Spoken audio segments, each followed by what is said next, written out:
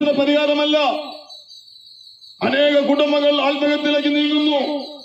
അവരുടെ ജീവിതത്തിലേക്ക് പരിശോധിക്കുമ്പോൾ സഹായിപ്പാൻ ആളുബലമുള്ള, ബന്ധുബലമുള്ള, സുഹൃത്തു വലയങ്ങളുള്ള പ്രിയപ്പെട്ടവരാണ് ഈ ലോകത്തോടെ യാത്ര പറഞ്ഞ് കടന്നു പോകുന്നത്.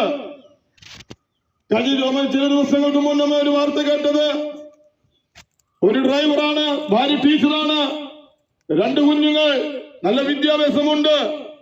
എന്താ സംഭവം എന്നറിയത്തില്ല.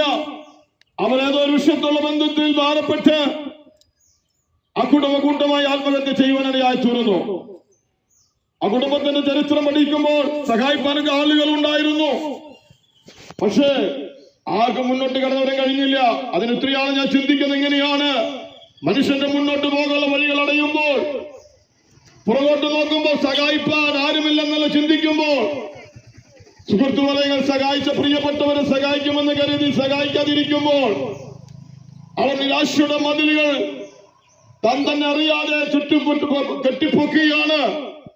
ഓരോ കാര്യങ്ങൾ പറഞ്ഞ് ഓരോ നിമിഷം അവർ ലഭിക്കുന്ന സമയങ്ങൾ തനിയെ ശേഷിക്കുമ്പോഴൊക്കെയും 4 വശത്തും അവർ കെട്ടിപ്പൊക്കുന്ന അനുഭവങ്ങളെ നമുക്ക് കാണാൻ കഴിയുന്നു.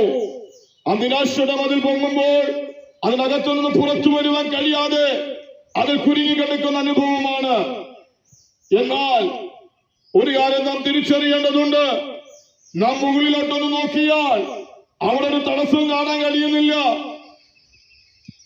ആ യേശുവിലേക്ക് ഒന്ന് നോക്കുവാൻ തയ്യാറാകുന്നുവെങ്കിൽ അവിടെ നിന്ന് നമുക്ക് വിടുതൽ ലഭിക്കുവാനായിട്ട് ഇടയായിത്തീരുന്നു.